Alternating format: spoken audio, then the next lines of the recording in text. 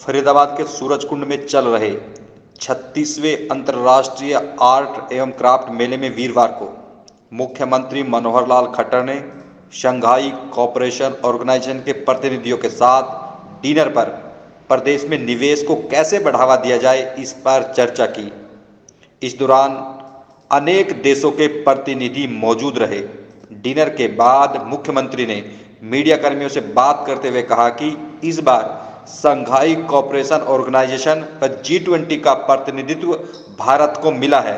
इस लिहाज से आज की बैठक बेहद महत्वपूर्ण थी। मुख्यमंत्री ने कहा कि इस तरह की मीट होती हैं जिसमें business to business, government to customer, लेकिन हमने हार्ट टू हार्ट बात की है। अब आपको दिखाते हैं कि सूरजकुंड अंतर्राष्ट्रीय क्राफ्ट मेले में शंघाई कोऑपरेशन ऑर्गेनाइजेशन के प्रतिनिधियों से डिनर करने के बाद मुख्यमंत्री ने बैठक से लेकर तमाम मसलों पर क्या कहा। जो सूरजकुंड 36वां सूरजकुंड आर्ट्स एंड क्राफ्ट्स मेला जी, ये जो इस बार लगा है, इसके कई मायने में बहुत ही महत्व की बातें जो सामने आई हैं, उसमें से एक ये है कि हर बार जो हर बार जो पार्टनर कंट्री होता था, एक देश होता था। इस बार हमने जो शंघाई कोऑपरेशन ऑर्गेनाइजेशन के लगभग 28 देश हैं, 20 मेंबर्स हैं, बाकी उनके साथ अलग मेंबर्स भी जुड़े हुए हैं, जो सहयोगी सदस्य हैं, उन सबको इनवाइट किया और अधिकांश उसमें आए हैं और उन्होंने अपने मेले में जितनी भी पार्टिसिपेशन की है उस मेले के और चार चांद लगे हैं। आज ऐसे सभी जो SCOs कंट्रीज़ के जो एम्बेसडर्स थे उनको हमने इनवाइट किया था। एक प्रकार से थोड़ी बातचीत के नाते से म्यूचुअल कोऑपरेशन, हरियाणा के साथ उनका कितना सहयोग और आगे बढ़ सकता है, उसके लिए हम भी तैयार हैं। उन्होंने भी बड़ी उत्सुकता दिखाई है और मोरओवर इस बार SCO जो ऑर्गेनाइजेशन ये है, इसकी जो अध्यक्षता प्रेसिडेंटशिप वो भारत को मिली है। पिछली बार कजाकिस्तान को थी, इस बार भारत को मिली है। उस नाते से भी हमने इनको इनवाइट किया था इस मेले में और आज डिनर पर बहुत अच्छा एक वार्तालाप घंटे भर का रहा है और जिसमें मुझे लगता है कि आगे आने वाले समय में SCO के जो देश हैं इनके साथ हमारा और ज़रा कोऑपरेशन कोऑर्डिनेशन बढ़ेगा। G20 और शंघाई ये दोनों आए हुए हैं और सूरजकुंड में आप लगातार इन्हें घुमा रहे हैं, तो किस तरह का आप देख रहे हैं कि इन देशों के साथ हरियाणा काफ़ी बेहतर स्थिति में आता है? अब देखिए, G20 का इस बार वो भी अध्यक्षता भारतवर्ष कर रहा है और बहुत से देश उसमें भी आए हैं। वो भी अलग अलग से एक एक देश के लोग यहाँ आ रहे हैं।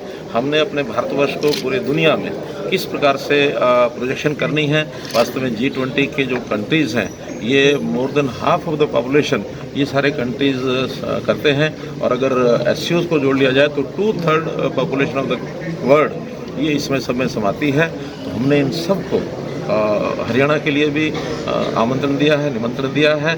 हमने हमेशा जो मैं प्रयोग करता हूँ कि जो इस प्रकार की बिज़नेस की डीलिंग्स होती हैं वो B2B बिज़नेस टू बिज़नेस होती है, B2G बिज़नेस टू गवर्नमेंट होती है, G2C गवर्नमेंट टू कस्टमर होती है।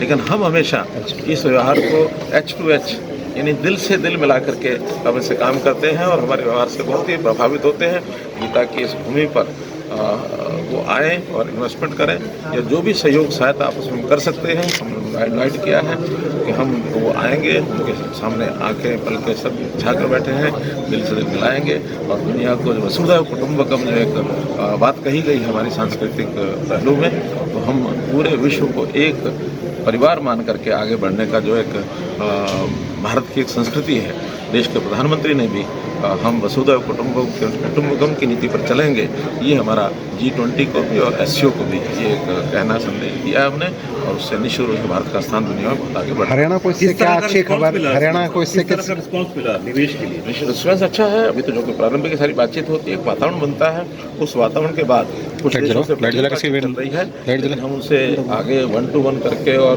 MOUs करेंगे और एक कंट्री के लोगों ने ये कहा कि हम सिटी जो अलग अलग शहर हैं, सिस्टर सिटीज़ का एक कंसेप्ट है, एक दूसरे शहरों के साथ हम उनके अनुभवों का लाभ उठा करके और इस प्रकार का प्रयास करेंगे कि सबका विकास हो।